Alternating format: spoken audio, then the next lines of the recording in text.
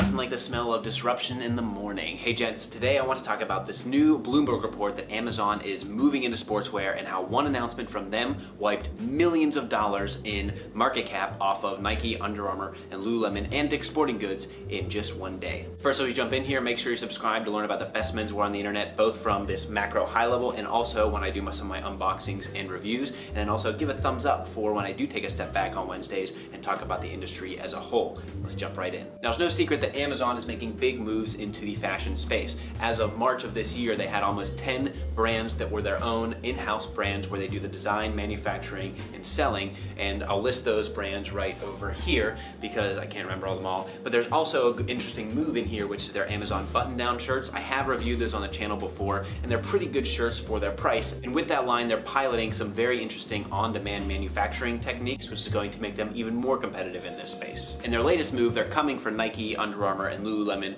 which has always been their way about going things. Scott Galloway has beaten the drum about Amazon devaluing brands. You no longer search for Energizer batteries, you just want good quality, well-priced batteries, and it's the same thing that Amazon is doing in fashion. This is easy for Amazon to do because they're actually going to the factories that already produce the clothing for Nike, Under Armour, and Lululemon, and that's what I want to talk about today, is just give a little bit more detail into there. What I want to highlight today is that all of these companies that have their own clothing, their own brands, don't actually manufacture their own clothing. They go to somebody who specializes that in China or Taiwan and then buys the clothing from the factory themselves, which lowers the barrier of entry for Amazon because they can walk into the factories, offer the same costs and similar volumes because they are so big. There's no special factory in Taiwan or China that just pumps out shoes and dry fit clothing. It's just the same way that Apple doesn't actually manufacture their own phones. They work with a partner in Shenzhen who then sells the phones to Apple, and then Apple has their processes afterwards. These companies do go to partners that specialize in manufacturing certain product. They'll put their own unique design and twist on them. In this case, it's Eclat who manufactures the clothes for all of these brands, which is where Amazon is walking right into right now.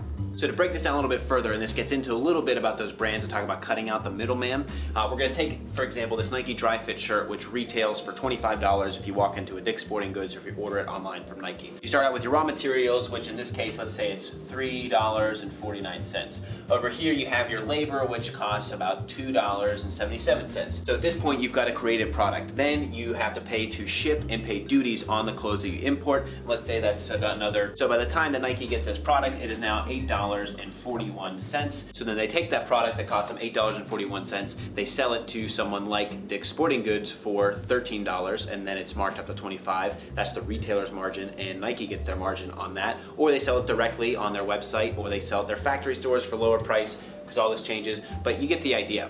So now Amazon's idea then is, instead of charging $25 for this shirt, because it is essentially the Nike brand, they are going to cut out all of the margin in the middle, and they're just going to sell it for $12 or $15, whatever is lower than this Nike price, but you're still getting a similar quality product. It's not gonna be the same, but it's very close. This strategy is nothing new. Costco does this with some of their clothes. I mean, they have Kirkland jeans and they have Kirkland dress shirts, and then JCPenney, Macy's, all of these companies have a differentiation strategy, which is around private label, which is what Amazon is just getting into.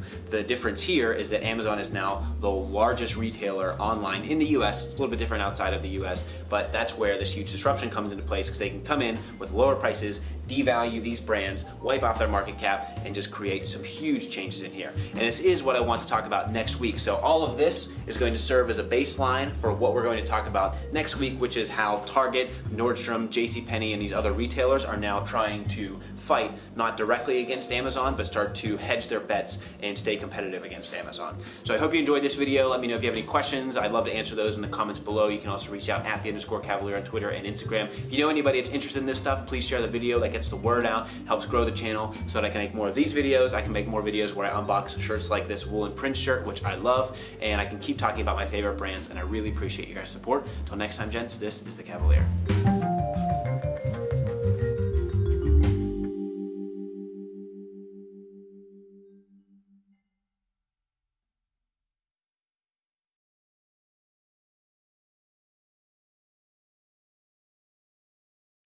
I've never been able to draw the Nike logo to the right.